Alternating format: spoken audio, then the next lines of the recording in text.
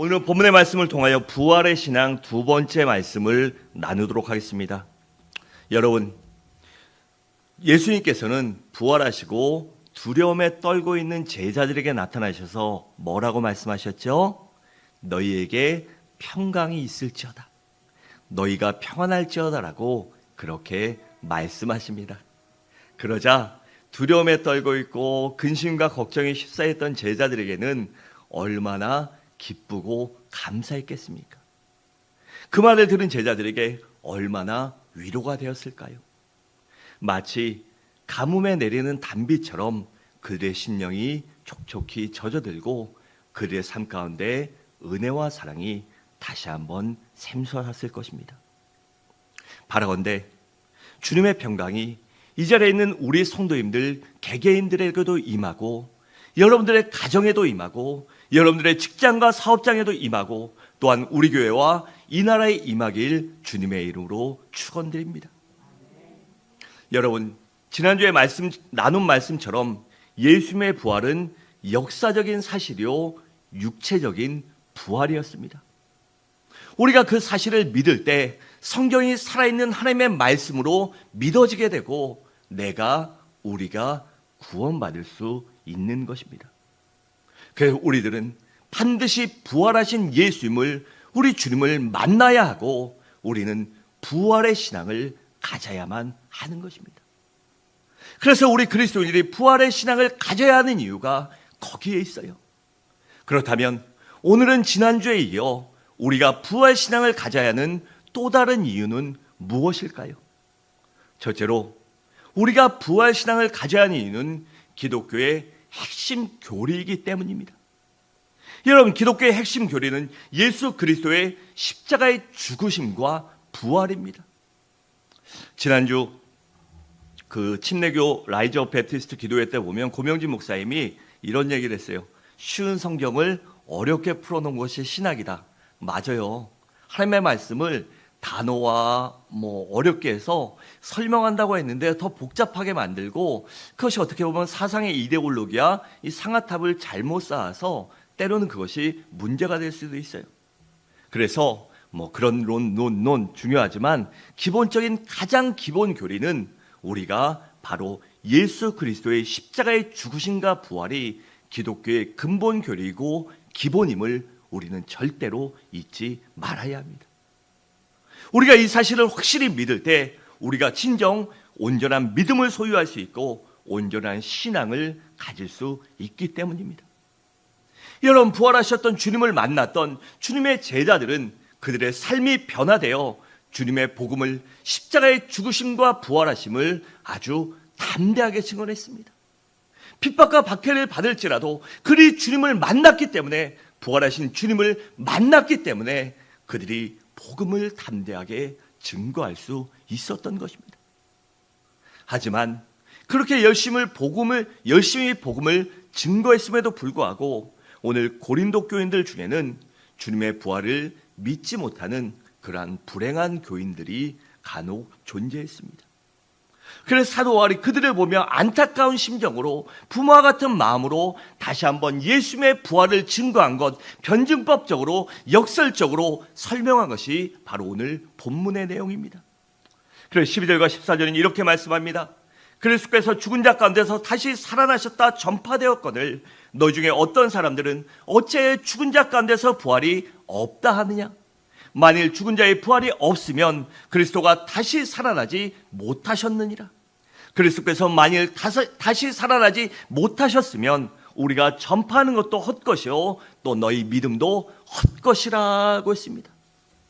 그러니까 이 말을 쉽게 풀어 말하면 이 말인즉슨 만일 예수님이 부활하시 못하셨다면 예수님께서 부활하셨다고 전파하는 것과 부활을 믿는 믿음, 예수를 믿는 믿음, 그 모두가 다 헛것, 쓸데없는 일이라는 것입니다.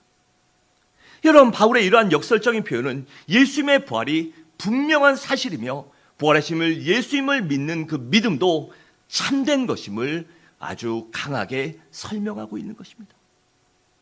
여러분, 예수님의 제자들이 그 모진 박해와 고난과 죽음의 위협 앞에서도 담대하게 복음을 증거할 수 있는 이유는 바로 그들이 부활하신 주님을 만나고 목격했고 함께했기 때문입니다. 그들이 부활하신 주님을 만난 후에 진정으로 변화되어 천국에 대한 소망을 갖고, 부활에 대한 소망을 갖고, 영생에 대한 소망과 죄사함의 소망을 갖고 그들이 사명자로 그리스도의 형제자며 제자요 총으로 변화되었기 때문에 그들이 그 모든 것들을 감내할 수 있었던 것입니다. 그래서 사도행전 5장 40절과 42절은 이렇게 말씀합니다. 그들이 옳게 여겨 사도들을 불러들여 채찍질하며 예수의 이름으로 말하는 것을 금하고 놓으니, 그 다음에 제자들이 어떻게 했죠? 사도들은 그 이름을 위하여 능욕받는 일에 합당한 자로 여기심을 기뻐하면서 공회 앞을 떠나니라. 그들이 날마다 성전에 있든지 거집에 있든지 예수는 그리스도라고 가르치기와 전도하기를 그치지 아니하니라 라고 했습니다. 여러분, 이처럼 그들은 부활하신 주님을 만났기 때문에 그 아픔과 고통도 기쁨으로 감당했던 것입니다. 바란데 우리 성도님들도 때로는 예수 믿는 것 때문에 어려움과 고난을 당할지라도 그것이 내게 기쁨이고 내게 은혜고 내게 축복임을, 그것이 하늘에서 상 받는 길임을 잊지 않으므로 기뻐하고 감사하시길 바랍니다. 또한 예수님이 부활하지 않으셨다면 기독교는 사이비 종교에 불과할 뿐이라고 바울은 그렇게 얘기합니다. 그래서 15절은 이렇게 말씀합니다. 우리가 하나님의 거짓 증인으로 발견되리니 우리가 하나님이 그리스도를 다시 살리셨다고 증언하였습니다. 만일 죽은 자가 다시 살아난 일이 없으면 하나님이 그리스도를 다시 살리지 아니하셨으리라고 했습니다. 이처럼 예수님이 부활하지 않으셨다면 우리가 믿는 이 모든 것이 헛것이라는 것입니다. 또한 예수님께서 부활하지 않으셨다면 우리의 구원도 헛되고 우리는 여전히 죄 가운데 살게 되고, 그래서 멸망당하고 불과 유황못이 타는 지옥에 떨어질 수밖에 없다고 그렇게 말합니다. 우리 17절과 18절을 함께 읽겠습니다. 시작.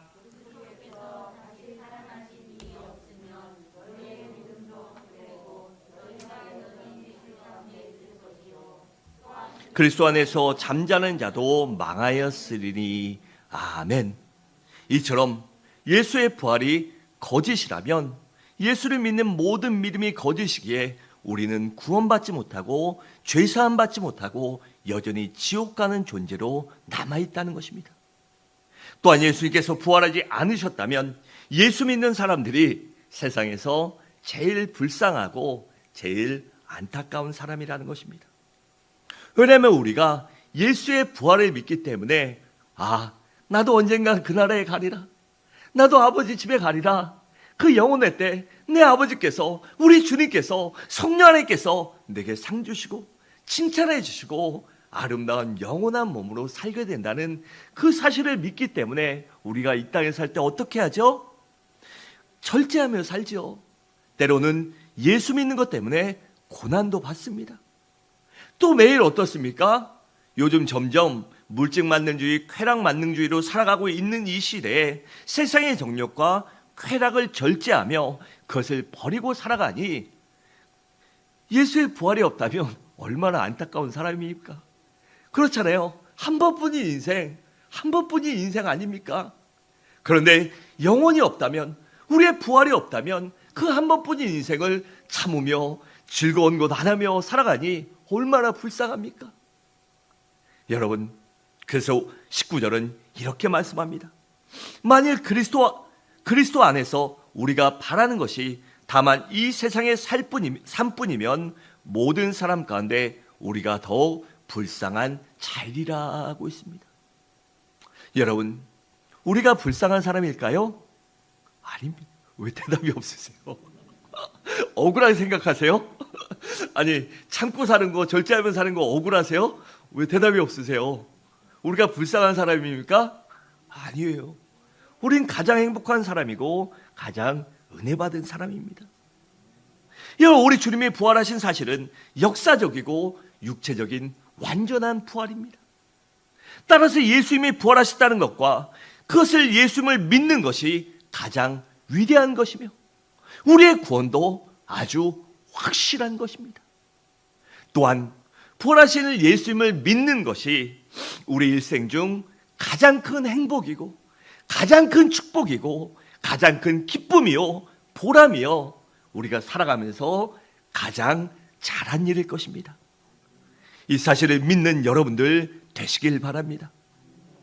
둘째로 우리가 부활의 신앙을 가져야 하는 이유는 훗날 우리들도 부활하기 때문입니다. 우리 20절을 함께 읽겠습니다. 시작.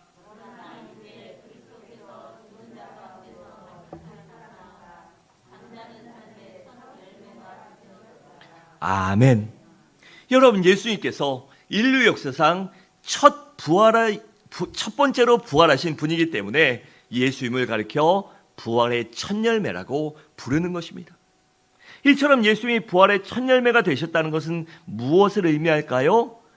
첫 열매가 있으면 두 번째도 있고 세 번째도 있고 그 다음이 반드시 있다는 것입니다. 계속해서 부활의 열매가 맺힌다는 것이에요. 그러니까 앞으로 계속해서 부활이 일어난다는 사실입니다. 그렇다면 예수님 다음으로 누가 부활할까요? 바로 그리스도에게 속한 자들입니다. 다시 말해 예수 그리스도를 믿는 사람들, 예수를 나의 주 나의 하나님으로 믿는 사람들이 바로 부활의 다음 열매가 되는 것입니다. 그래서 23절은 이렇게 말씀합니다. 그러나 각각 자기 차례대로 되리니 먼저는 첫 열매인 그리스도요 다음에는 그가 강림하실 때 그리스도에게 속한 자요라고 했습니다. 즉 예수 다음으로 우리 믿는 자들, 예수에게 속한 자들, 예수의 영 성령을 받은 자들이 부활한다는 것입니다. 그렇다면 예수 믿는 사람들은 언제 부활할까요? 바로 예수 그리스도께서 강림하실 때입니다. 다시 말해 우리 주님이 공중 재림하실 때 우리가 부활합니다. 여러분, 부활하시고 승천하셔서 하나님 보좌 우편에 계신 우리 주님은 언젠가 주님의 때, 하나님의 때가 되면 반드시 이 땅에 올라가셨던 모습 그대로 구름 타고 이 땅에 재림하십니다. 그때 죽은 주 안에서 죽은 자들이 먼저 부활하고 동시에 살아있는 그리스도인들은 호련히 변하여 공중에 들림받게 될 것입니다. 이것을 가리켜 생명의 부활이라고도 하고 첫째 부활이라고 합니다. 우리 50절과 52절을 함께 읽겠습니다. 시작.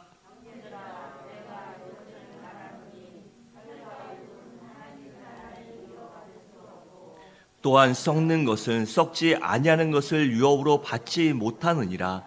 보라, 내가 너희에게 비밀을 말하노니 우리가 다 잠잘 것이 아니오 마지막 나팔에 순식간에 호련히 다 변하리니 나팔 소리가 나매 죽은 자들이 썩지 아니할 것으로 다시 살아나고 우리도 변화되리라. 아멘. 여러분, 이렇게 우리 주님께서 재림하실 때 우리가 부활하게 될 것입니다. 그리고 그 후 인류의 마지막 심판인 백보자 심판이 있습니다. 그때 어떤 일이 일어날까요? 주님께서 불신자들도 부활시키셔서 영원히 불과 유혹물이 타는 지옥에 보내십니다. 이것을 가리켜 심판의 부활, 둘째 사망이라고 부르는 것입니다. 그래서 24절이 이렇게 말씀합니다. 그 후에 마지막이니 그가 모든 통치와 모든 권세와 능력을 멸하시고 나라를 하나님 아버지께 바칠 때라라고 했으며 요한복음 5장 28절과 29절은 이렇게 말씀합니다.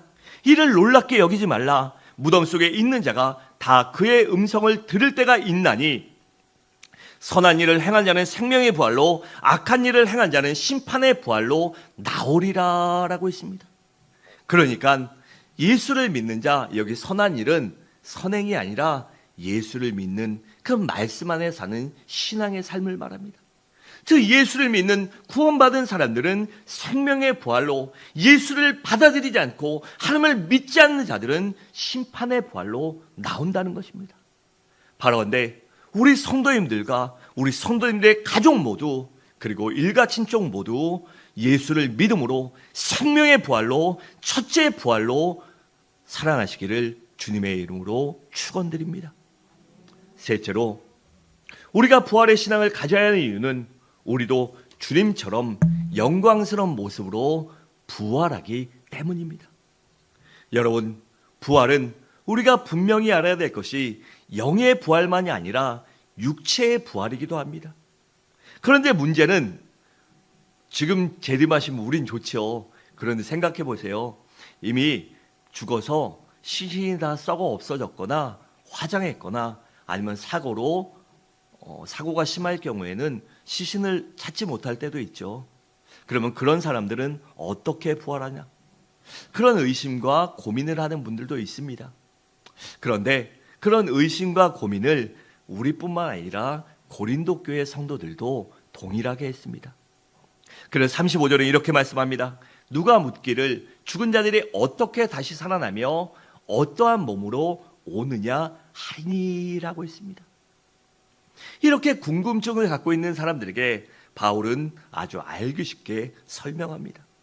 그 설명이 계란 속에 닭이 있고 씨앗 속에 나무가 있듯이 우리의 영혼 속에 우리의 육체의 모습이 담겨져 있습니다.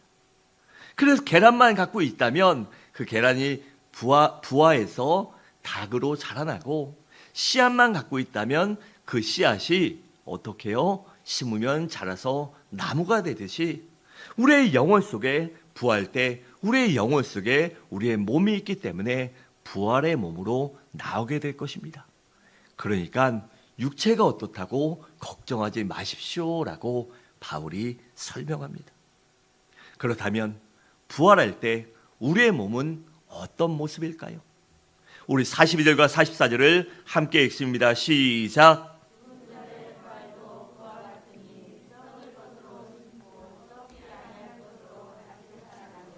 욕된 것으로 심고 영광스러운 것으로 다시 살아나며, 약한 것으로 심고 강한 것으로 다시 살아나며, 육의 몸으로 심고 신령한 몸으로 다시 살아나나니, 육의 몸은 있은즉 또 영의 몸도 있느니라. 아멘. 여러분, 지금 우리의 몸은 어떻습니까? 세월이 흐르면 늙고 병들고 볼품 없어지고 점점 죽음을 향해 가고 있지 않습니까? 저도요, 여러분들이 너무 제가 심각한 얘기하니까 다들 이러셔서, 저도 젊었을 때는요, 이 눈썹이 길고 이 눈썹, 속눈썹 막 이렇게 길고 눈썹 진한 게요 아주 좋았어요. 그 사람들이 수검대기 눈썹, 송충이 눈썹, 그리고 옆에서 보면 눈썹 너무 길다, 이쁘다 이랬는데요, 이 나이 먹으면 동양 사람들은 눈에 지방이 많아요, 서양 사람들보다. 그러니까 눈꺼풀이 처지고 하다 보니까요, 이 속눈썹에 있는 게 어떨 때는 이게 너무 기니까 말려가지고 눈을 막 찔러요. 그래서 나도 쌍꺼풀 수술해야 되나 이런 마음을 가질 때가 있어요. 이것이 젊을 땐 자랑이었는데 이 나이 먹으면서 처지고 하니까요, 이 불편하게 됩니다. 여러분, 그것뿐이 아니지 않습니까? 우리의 몸은 젊었을 때 좋았던 것들이 나이 먹으면 점점 더 안 좋아지고 불편하게 되고 누구나 다 질병을 갖고 삽니다. 요새는 100세 시대라고 하는데 9988234, 제가 누누이 말씀드리죠. 우리 모든 성도님들은 9988234, 99세까지 팔팔하게 살다가 2, 3일만 아프다 가자. 아멘. 아멘 하신 분만 그렇게 사셔요. 제가 날마다 기도하고 있는 일이에요. 그런데 9988234, 99세까지 팔팔하게 사는데 요즘은요, 이 질병 하나, 고혈압, 갑상선, 이런 건요, 그냥 질병이 아니라 그냥 옵션이에요, 옵션. 그런 거 하나 없는 사람이 어디 있습니까? 그래서 약 먹고 병원 다니고 기도하고 하면 충분히 유지할 수 있고, 내가 건강을 조절하면, 절제하면 지킬 수 있는 거는요, 문제가 되지 않아요. 그런데 그렇다 해도 나이 들고 하면 사람이 젊었을 때 이쁜 사람도 나이 먹으면 어떻습니까? 그래요. 그렇잖아요. 그 어쩔 수 없는 일입니다. 그런데 우리가 부활할 때는 이렇게 시간이 지나면서 나도 젊었을 때는 이런 몸이 아니라 그때는 바로 병들지 않고 늙지도 않고 죽지도 않는 몸으로 부활하게 됩니다. 지금 우리의 몸은 육신이 약한 탓에 또 부끄러운 몸이요 죄를 짓는 몸을 갖고 있지 않습니까? 하지만 부활할 때는 영원히 죄도 짓지 않고 부끄럽지도 않고 연약하지도 않은 몸으로 아주 영광스러운 몸으로 부활하게 될 것입니다. 그리고 지금 우리의 몸은 시간과 공간의 제약을 받고 있지만 우리가 부활할 때는 시간과 공간을 초월하는 신령한 몸으로 부활하게 될 것입니다. 우리 주님께서 부활하시고 40일 동안 제자들에게 나타나시는데요. 그때 행적을 보면 걸어서 그때 뭐 차가 있습니까? 뭐 헬리콥터가 있습니까? 그렇다고 주님이 돈이 있는 것도 아니고 그렇잖아요. 그런데 주님이 도저히 그 시간적으로 거리상으로 갈 수 없는 거리를 막 다니셨어요. 그것은 바로 부활하신 우리 주님의 몸이 시간과 공간을 초월하는 몸이었다는 것입니다. 그래서 우리도 우리 주님과 같이 그렇게 시간과 공간을 초월하는 몸으로 부활하게 될 것입니다. 그래서 49절에 보면 이렇게 말씀합니다. 우리가 흙에 속한 자의 형상을 입은 것 같이 또한 하늘에 속한 이의 형상을 입으리라 라고 했습니다. 여러분, 그러니 이보다 더 감격스러운 일이 어디 있겠습니까? 그러므로 지금 조금 장애와 불편이 있다고, 내 몸과 외모가 마음에 들지 않는다고, 혹은 아프고 고통스럽다고 우리가 낙심하고 좌절할 필요가 없습니다. 나중에 주님이 재림하셔서 부활할 때는 그런 걱정과 아픔과 눈물이 모조리 지워지고 사라지기 때문입니다. 바란데 우리 모두 그 사실을 믿음으로 그 부활과 영혼의 때를, 재림의 때를 열망하며 살아가시길 주님의 이름으로 축원합니다. 마지막으로 우리가 부활의 신앙을 가져야 하는 이유는 우리가 죄와 마귀와 싸워 승리할 수 있기 때문입니다. 여러분, 이 세상에 제일 무서운 것이 무엇이죠? 바로 죄입니다. 왜냐하면 죄는 하나님과의 관계를 파괴하고 다른 사람과의 관계도 파괴하기 때문입니다. 그 죄는 우리의 마음을 병들게 하고 우리의 정신을 병들게 하고 끊임없이 의심과 불안과 초조와 염려와 두려움을 가져다 주며 미움과 시기와 질투와 분노를 가져와서 폭력과 살인을 저지르게도 하는 것입니다. 그리고 죄는 우리의 생각을 악하게 하고 더럽게 하고 추하게 하고 나쁜 것을 심어줍니다. 그래서 우리가 죄를 가까이 하면 끝없이 욕심을 내게 되고 탐욕을 갖게 하고, 그래서 그 욕심과 탐욕이 지나치면 남의 것을 빼앗고 도적질하고 또한 속이며 부정부패를 저지르는 것입니다. 또한 육체의 질병과 가난과 처주를 가져다 주기 때문에 우리는 죄에서 멀리 떠나야 하는 것입니다. 그리고 그 죄는 최후의 죽음을 가져오고 지옥 형벌을 가져옵니다. 그래서 세상에서 가장 무서운 것이 바로 죄인 것입니다. 그런데 이 죄를 뒤에서 누가 조종하고 있죠? 바로 원수 사단 마귀입니다. 그래서 원수 마귀는 끊임없이 죄라는 칼을 휘둘려 우리의 사람의 생명을 빼앗고 사람들을 망하게 하고 도적질하고 멸망시키려고 합니다. 그런데 문제는 이 세상 누구도 이 원수 마귀의 손에서 벗어날 수 없다는 것입니다. 그래서 모든 인류가 원수 마귀의 종이 되어 마귀가 시키는 대로 죄를 짓고 살다가 죽게 되고 결국에는 마귀의 종으로 지옥에 가서 마귀와 함께 그 지옥불에서 고통당하는 것입니다. 여러분, 우리 하나님의 아들인 예수님께서는 이 마귀를 멸하시려고 이 땅에 오셨습니다. 그래서 마귀를 멸하고 원수를 짓밟아 이김으로 인하여 우리에게 처주와 가난과 질병과 아픔과 고통 대신에 생명과 평화와 축복과 은혜를 주시기 위하여 이 땅에 오신 것입니다. 그래서 요한일서 3장 8절은 이렇게 말씀합니다. 죄를 짓는 자는 마귀에게 속하나니 마귀는 처음부터 범죄함이라. 하나님의 아들이 나타나신 것은 무엇을 하시려고요? 마귀의 일을 멸하려 하심이라고 했습니다. 즉 우리 주님이 이 원수 마귀를 멸하게 하여 그를 짓밟아 이기기 위하여 이 땅에 오신 것입니다. 또 히브리서 12장 14절과 15절은 이렇게 말씀합니다. 자녀들은 혈과 육에 속하였음에 그도 또한 같은 모양으로 혈과 육을 함께 지니심은 죽음을 통하여 죽음의 세력을 잡은 자 곧 마귀를 멸하시며 또 죽기를 무서함으로 한평생 매어 종노릇하는 모든 자들을 놓아주려 하심이라고 했습니다. 저 예수를 믿지 않아 원수마귀의 종으로 됐고 죄 가운데 살아가는 모든 사람들을 구원하시기 위하여 원수마귀에서 해방시켜 주시려고 우리 주님이 오신 것입니다. 여러분, 이처럼 우리 주님께서는 우리들을, 나를 죄와 마귀에서 해방시켜 주시려고 십자가를 지시고 부활하신 것입니다. 그래서 더 이상 우리 그리스도인들은 주님을 나의 주 나의 하나님, 나의 심판주로 믿는다면 우리는 더 이상 죄를 무서워하고 마귀를 무서워할 필요가 없습니다. 그러므로 부활하신 예수님을 믿음으로 죄와 마귀와 담대히 싸워 승리하시길 바랍니다. 항상 깨어 기도함으로 예수의 이름으로 예수님의 권세로 물리치시는 여러분들 되시기 바랍니다. 우리가 예수의 이름을 믿고 예수의 이름으로 마귀야 떠나갈지어다 떠나갈지어다 외치면 반드시 하나님께서, 우리 주님께서, 성령 하나님께서 역사하셔서 넉넉히 이기도록 도와주실 것입니다.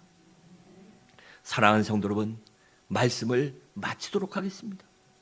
우리 모두 부활하신 예수님을 온전히 믿으시기 바랍니다. 그래야 우리 모두 영생을 얻고 죄와 마귀와 싸워 승리하며 믿음과 소망과 사랑 가운데 기쁘고 평강이 넘치는 넉넉하고 은혜로운 삶, 풍성한 삶을 살아가고 또한 사후의 천국에 가고 예수님처럼 부활함으로 주님의 이름을 기뻐하고 찬양하고 고대하는 서울중앙의 귀한 성도인들 되시기를 주님의 이름으로 간절히 축원합니다.